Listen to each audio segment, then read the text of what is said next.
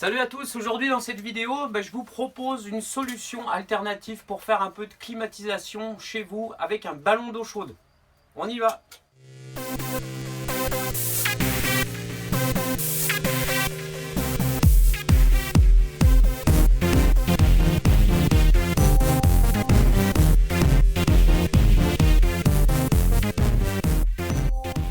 Alors cette vidéo, elle s'adresse, bon pas uniquement, mais elle s'adresse aux gens qui ont un ballon d'eau chaude thermodynamique à la maison. Voilà. Pour les autres, vous pouvez suivre bien entendu la vidéo, vous pouvez la regarder, ça peut vous intéresser et puis ça peut aussi vous motiver à passer au ballon d'eau chaude thermodynamique ou simplement en parler autour de chez vous.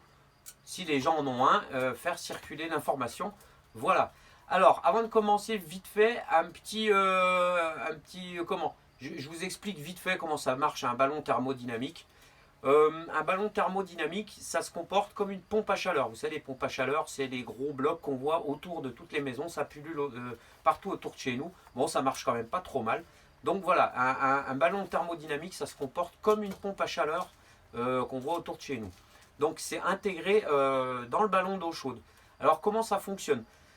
Alors moi, mon ballon d'eau chaude thermodynamique, il est dans mon cellier. Alors il y a un trou qui est fait dans le mur côté nord. Et puis il y a une prise d'air en fait sur ce mur qui prend l'air à l'extérieur. Donc le ballon d'eau chaude, il aspire l'air à travers ce trou, ça passe dans une gaine qui est très bien isolée, ça rentre dans le ballon d'eau chaude, et puis après ça passe dans un échangeur. Et cet air, il est recraché par l'intermédiaire d'une gaine qui monte jusqu'en haut du toit et qui sort par une bouche de ventilation. Voilà. Alors, qu'est-ce qui se passe dans le ballon d'eau chaude thermodynamique? Le ballon d'eau chaude, il prend les calories en fait qu'il y a dans l'air qu'il aspire avec son ventilateur. Il aspire l'air à l'extérieur, l'air rentre dans le ballon d'eau chaude, passe dans l'échangeur, et en fait les calories qu'il y a dans l'air, la chaleur on va dire, il va l'utiliser pour produire de l'eau chaude sanitaire. Et vous allez avoir de l'eau chaude comme un cumulus standard, je dirais. Et donc l'air, quand il ressort, comme il a perdu beaucoup de calories, en fait il a été vachement rafraîchi. Voilà, donc l'air devient assez frais quand même, mais je vous montrerai après. Donc moi, mon ballon d'eau chaude, il fait environ 500 watts de consommation électrique. Je dirais que c'est à peu près un tiers de la consommation normale d'un ballon d'eau chaude.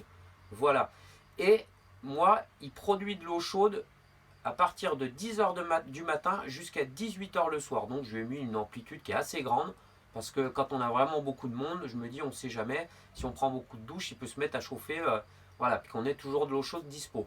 Mais c'est optimisé parce que moi, c'est au moment où mes panneaux solaires photovoltaïques produisent le plus d'énergie possible. Alors, ils transforment l'énergie solaire en électricité, puisque l'énergie ne se produit pas, elle se transforme. Voilà.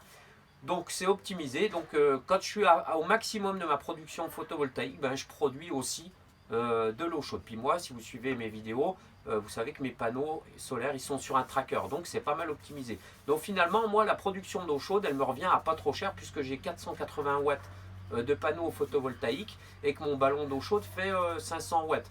Donc ça consomme encore un peu, mais bon, j'arrive à... L'eau chaude me coûte vraiment pas cher. Et alors, ce qu'il y a de bien, c'est qu'en été... Parce que là, l'été arrive et c'est vrai qu'on a tous tendance à allumer un petit peu la clim. Moi, j'allume un peu la clim en été quand il fait vraiment très chaud, parce que ma VMC thermodynamique, elle est réversible. Et elle peut produire aussi un petit peu de frais. Alors, je l'allume quand il fait 37, 40 degrés dehors. Ça rafraîchit un peu la maison. Voilà. Mais le ballon d'eau chaude, lui, on va pouvoir se servir de cet air frais qui sort normalement sur le toit. Et en fait, on va pouvoir l'envoyer dans la maison. Et donc, à chaque fois que je vais produire de l'eau chaude quasiment gratuitement, je vais produire aussi de l'air froid gratuitement. Et pendant quelques heures dans la journée. Alors, comme on est 4, nous, le ballon d'eau chaude, il met environ 4 heures, 4h30 à chauffer l'eau jusqu'à 55 degrés. Donc, pendant ces 4 heures, 4h30, je vais produire du froid quasiment gratuitement. Et ça va participer au confort de la maison et puis à tempérer un peu la maison. Voilà. Donc c'est une bonne solution et c'est un truc vraiment simple, vous allez voir, il n'y a pas grand chose à faire, il n'y a même pas besoin d'outillage. Donc je vous montre tout de suite comment j'ai fait et puis allez, on y va. Me voilà rendu dans mon cellier. Voilà le ballon d'eau chaude, il y a un petit afficheur, là la température de l'eau elle est à 44 degrés. Donc lui il s'est mis en fonctionnement, vous l'entendez un petit peu. Et là, il est en train de fabriquer de l'eau chaude. Donc l'air arrive ici. Il y a une prise murale à l'extérieur. L'air arrive ici. Il est aspiré via le ventilateur qui est à l'intérieur. Il passe dans la pompe à chaleur et il ressort sur le toit. Ce gainage là, bon, tout est isolé. Ce gainage là, l'air là-dedans, il est assez froid. Alors, qu'est-ce que je fais? Comment je fais pour souffler l'air dans ma maison? Pour rafraîchir un peu? Bah, tout simplement, je déboîte ce tuyau, je le pose ici. Comme ça, il fait une petite étanchéité et l'air ne repart pas sur le toit. Donc là, l'air, il sort. J'ai un coude et en fait, je mets ce coude. Alors, vous voyez, sur le coude, il y a des joints. En fait, ça, c'est pour que l'hiver, il n'y ait pas d'air froid qui soit soufflé dans la maison. Donc, c'est très étanche. Il n'y a pas de fuite d'air. Et maintenant, la température extérieure, elle est aujourd'hui d'environ 25-26 degrés. Je ne peux pas mesurer avec mon vieux thermomètre qui allait bien parce que je l'ai coupé comme une grosse burne à la meuleuse. Quand j'ai fait mon four solaire, je suis dégoûté parce qu'il marchait bien ce petit thermomètre. Donc j'ai pris un thermomètre à alcool classique. Et donc maintenant, ben, je vais vous montrer jusqu'à combien l'air descend.